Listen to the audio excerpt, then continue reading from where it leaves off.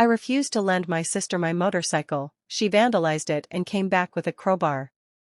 I always thought sibling fights were supposed to be about silly things: who gets the last slice of pizza, who controls the TV remote, or who borrowed clothes without asking.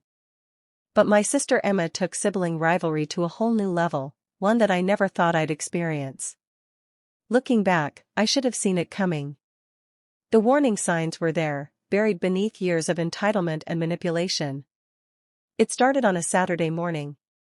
The sun was blazing, the streets were buzzing with weekend energy, and I had just finished polishing my motorcycle. That bike wasn't just a vehicle, it was my pride. I had saved every dollar from my part-time job for almost 2 years to afford it. Late night shifts, early mornings, weekends sacrificed, every bit of it went into finally owning that shining black machine. Emma strutted into the driveway, her phone glued to her hand as always. Without even greeting me, she glanced at the motorcycle and said, "I need it. Hand me the keys." I looked at her like she had grown 2 heads. "What do you mean, you need it?" She rolled her eyes. "There's a party across town. Everyone's gonna be there. I can't show up in Mom's minivan like some loser. I need your bike. Just give me the keys." I laughed, not because it was funny, but because of how absurd it sounded. "You don't even know how to ride a motorcycle, Emma." Her lips twisted into a smirk. "How hard can it be? Throttle, brakes, balance. I'll figure it out." I stepped between her and the bike. "Absolutely not. You're not touching it." For a moment, her eyes darkened in a way that made me uneasy. But then she plastered on her fake smile, the one she always used to get her way. "You're seriously going to do this to me? To your own sister? You're pathetic." I didn't budge. "I worked too hard for this. I'm not letting you wreck it." Emma stormed off, muttering curses under her breath. I thought that was the end of it. But oh, I was so wrong. 2 hours later, I heard a loud clang from the garage. At first, I thought maybe something fell over. When I opened the door, my heart dropped. There was Emma, standing next to my bike, holding a crowbar. The headlight was shattered. Deep scratches clawed across the paint. The side mirrors dangled loosely, barely hanging on. And my sister, my own flesh and blood, stood there like it was no big deal. "What the hell are you doing?" I screamed, rushing forward. She shrugged. "If I can't have it, no one can." I felt my blood boil. "Do you realize how much this cost me? How much work I put into it?" She smirked again, the same evil little grin. "Not my problem. Maybe next time you'll think twice before saying no to me." I couldn't believe what I was hearing. Emma had always been selfish, but this? This was destruction on a whole different level. My hand shook as I grabbed my phone. "I'm calling Mom and Dad. They need to see what you did." But before I could dial, Emma lunged at me, trying to snatch the phone away. We wrestled for a few seconds, and in the chaos, she swung the crowbar against the bike one last time, denting the fuel tank with a loud metallic thud. The sound was like a punch to my gut. My bike was ruined. I finally shoved her away and dialed our parents. They came running from inside the house, and the sight that greeted them was pure chaos: me holding my phone, Emma clutching a crowbar, and my motorcycle looking like it had been through a war zone. Dad's face turned red with fury. "Emma! What the hell have you done?" But Emma, ever the manipulator, immediately burst into fake tears. "He attacked me. He wouldn't let me use the bike, and when I tried to walk away, he grabbed me." My jaw dropped.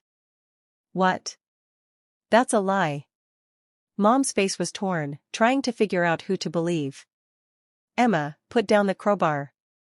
But Emma didn't put it down. Instead, she waved it around like she was the victim. "You never take my side.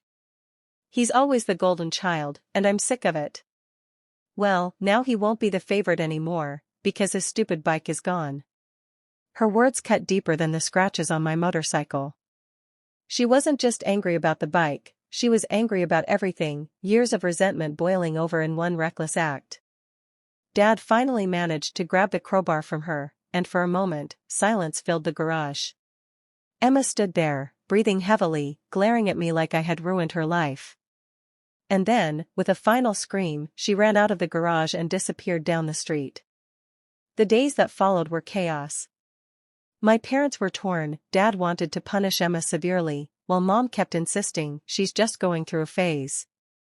I couldn't wrap my head around it. A phase? Destroying property with a crowbar wasn't a phase, it was a crime. I filed a police report, not because I wanted to see my sister arrested, but because I needed some kind of record. My insurance wouldn't cover the damages otherwise. When Emma found out, she exploded again, accusing me of ruining her life. But then came the twist I never expected. A week later, Dad sat me down with a serious look on his face. "Son, there's something you need to know. Emma has been stealing money from us. A lot of money." My eyes widened. "What?" He nodded gravely.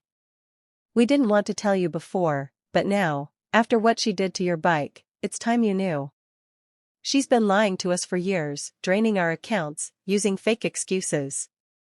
We tried to cover for her, but it's out of control." The revelation hit me like a truck.